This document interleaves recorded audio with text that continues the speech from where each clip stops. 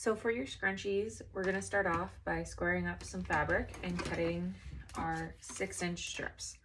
So this is the meter going this way and the width of fabric that comes off the bolt going this way.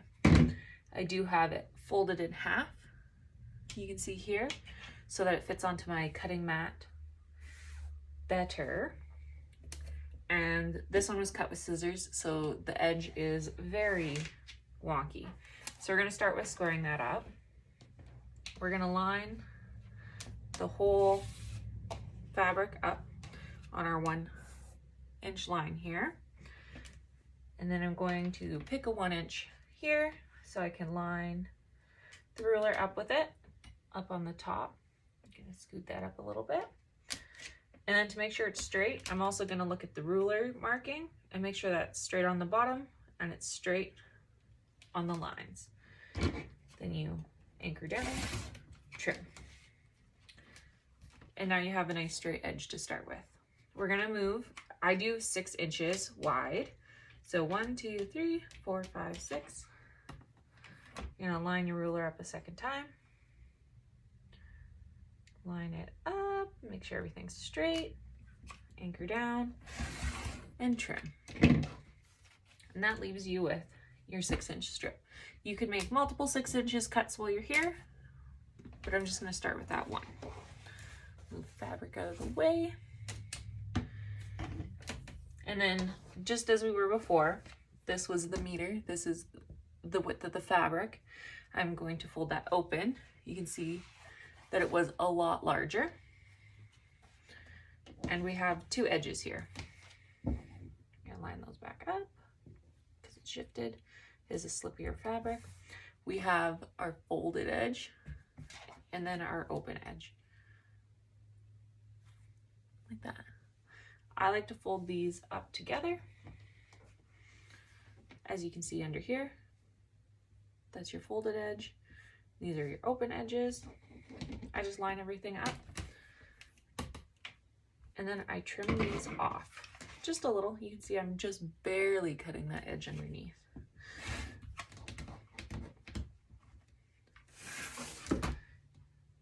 And because this was folded on this side, fully rounded, you can see that we get 2 cuts from that one.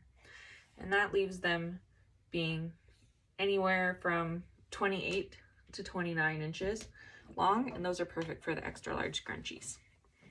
So this is the right sides facing up. You can see down here, maybe, that this is a more vibrant side compared to the side that is more white. So that is our 6 inches by 29 inches cut.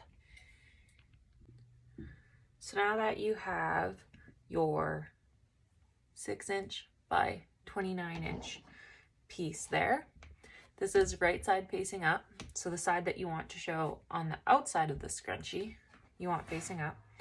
And then we're going to fold those free edges, those open edges together, leaving us with a rounded edge and then an open edge and our 2 ends. We're going to be sewing a tube. So I don't know if you can see here, I made a mark about 1 inch in. This is a washable fabric marker from the edge. I'm also going to do that on this side, eyeballing it 1 inch. So this is where you're going to start and stop your stitches. It's super important that we leave that open. From there, you're going to sew down probably around 2 to 3 inches, and then you're going to stop. You're going to skip 1 inch, and then you're going to keep sewing all the way down to this point. So you're going to have a little gap. That is a turning gap for us later. It's super important. 1 inch to 1.5 inches from the edges, 3 inches in, another 1 inch gap. You're not going to sew that. Now that we're over at the sewing machine, we have our tube with our marks. It's lined up on the back and the front side. You could pin or clip your fabric to hold it. I prefer not to. Again, these are scrunchies, so if there is a little bit of wobble in your stitching, it's fine. I like to do a 1/2 inch from the edge of my presser foot, a 1/2 inch seam allowance. We're going to start, you can see here, 1 inch down from that free edge, and then we're going to start sewing. Sew forward a bit, back stitch.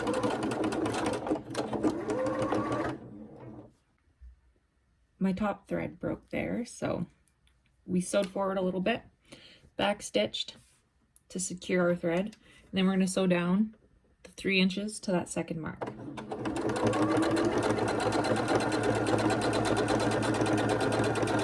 Then we're going to stop, back stitch. This just secures the thread for later. Lift and cut our thread. My machine cuts it for me. And then we're going to move down to the next dot and place our presser foot on that so our needle is above that dot. Sew forward, back stitch, and then we're going to sew all the way down the rest of the tube, aligning those raw edges as we go. Now that we're nearing the end, you can see there that we have our little dot to stop 1 inch before the edge. We're going to sew up to that. Once you reach it, back stitch, and then you are done. You don't want to sew right off. So you can see there, 1 inch from the edge, all our stitches all the way up, and then we have our gap here where we started and stopped, and then the end where we also have 1 inch left. So from there, what we're going to do is we're going to turn the tube right side out. So we just tuck it all in and then slowly feed it all the way through, and I'll be back.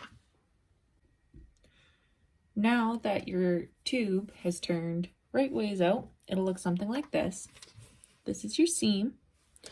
This is the 1 inch opening, and then this is our secondary opening, and then on the other end, our 1 inch from the very end. This is sort of the hardest part and the most confusing. So what you want to do is you want to take the tube, you can see that stitch line all the way up, and you want to fold it so that there are no creases and it matches up. What we're going to do is, you can see these openings here. We're going to start, I like to start on this side. We're going to line those up, which facing each other. You can see those two seams. I like to sew with my sewing to the right of me, left of me. So in order to achieve that, I have to pinch these two, and I am folding it back on themselves.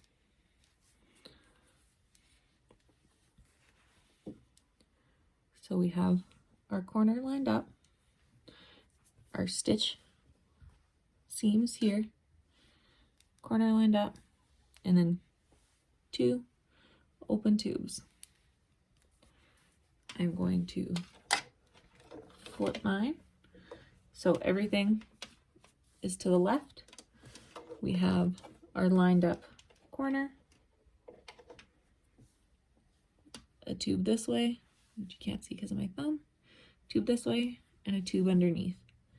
This tube underneath, you want to make sure you're not catching any of this excess fabric here into that seam line. So it's going to be a lot of sewing a little bit, readjusting, sewing a little bit, readjusting, because we're going to be making a circle. So it's going to feel like a lot of fabric underneath your needle if you don't move it out of the way.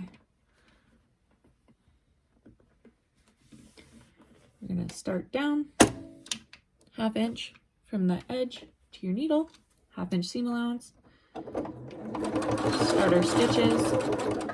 Back stitch, you're sewing right off the edge and all the way around for a full seal. You can see this is my underneath fabric, and this is my top. it might be easier to see that we have our 2 openings, and then it is smooth all the way to the end.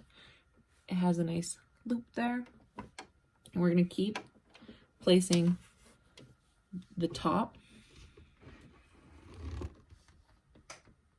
circle on top of the bottom, all while moving the bottom fabric out of the way so that nothing gets stuck in our needle.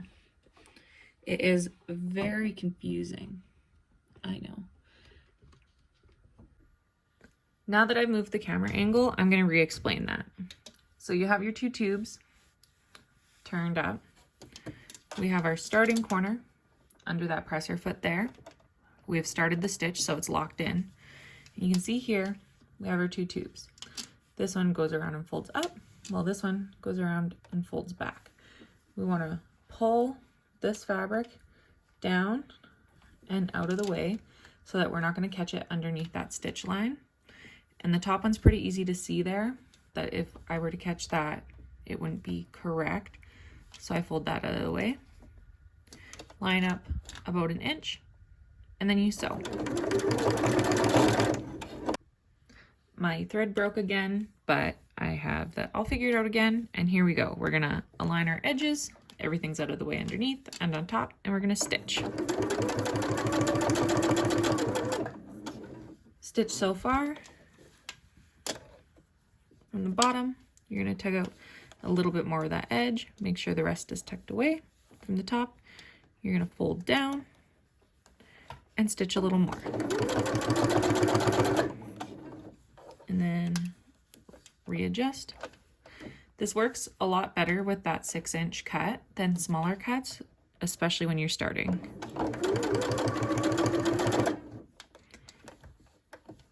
My fabric is a little bit stretchy, which also makes it easier, but that is why my thread is breaking a bit, just because the fabric keeps sucking down into the machine. We do just keep working. And then you can see we have those 2 points, our corners, from the other side of the tube. And we're going to sew all the way to that end. Back stitch. You have to do that to secure. And then you cut off. You can see here, it's a little confusing, but the 2 tubes have been sewn together. We have our 2 tubes here. This is their little free edges, so that would be 1 tube. That would be the other tube. And this is the cool part. You're gonna pull, bloop. And just like that, you have a 360 full tube all the way around. And this edge, when we seal this shut, that's when our little teeny turning gap here on this corner. So this is our tube here. This is our second turning gap, comes into play. I like to reach in. You can see I've reached in all the way to that turning one, and we're gonna pull it through that second gap. So it's gonna be inside out, and your tube's gonna go inside itself there. Again, confusing. You're gonna pull, you can see that's the seam we just sewed. You're gonna pull more from inside of that. It's like making a weird snake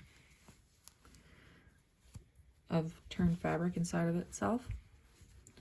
And now you can see our 2 ends inside there. Your other tube, tuck that down away from there. We don't want to catch that. And then we're just going to put this in and sew that line. This will work out, I promise. Always backstitch. I like to fold my seams opposite ways so they're not too thick. So straight across there till you meet up with that other seam. Backstitch. Done. So now we've closed that gap. You can see all those little threads. I'm going to snip them because we do have a lighter color going on. I'm using the black thread just so you can see it. Normally I would use white or pink. so that it blended. Snipping those little threads, little leftovers. Get rid of those.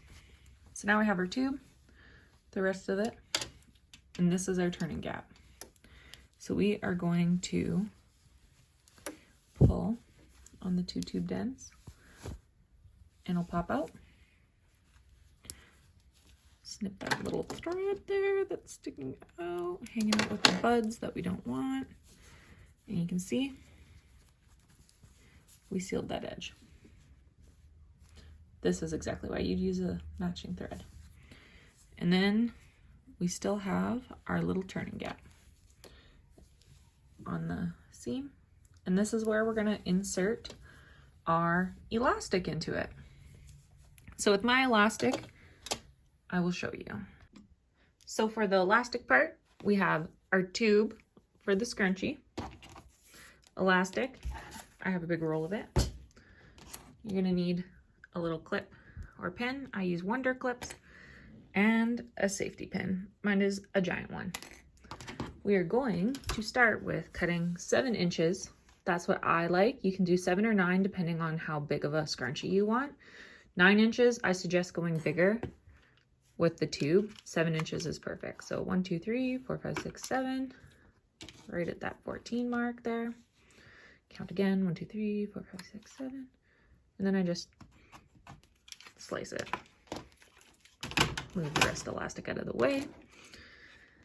And now we take our 7 inches of elastic here.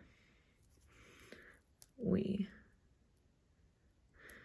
thread it onto our pin, close it. This will lead us through the fabric. We have to find our turning gap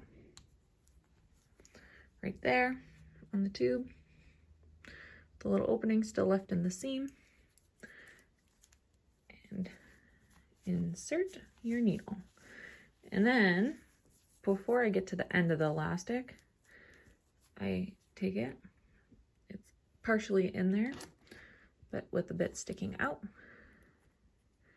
And I clip it so I don't lose that little tail in the hole too, because then you just have to re-thread it from the other way.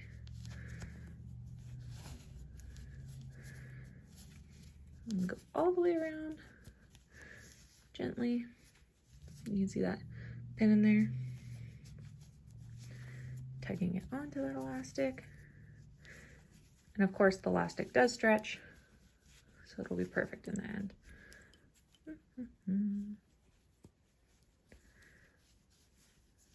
Come all the way around. You can see that pin there.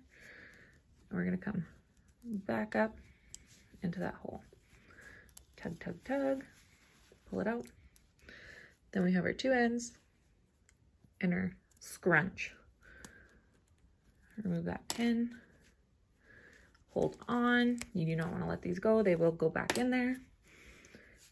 I took out a lot of elastic.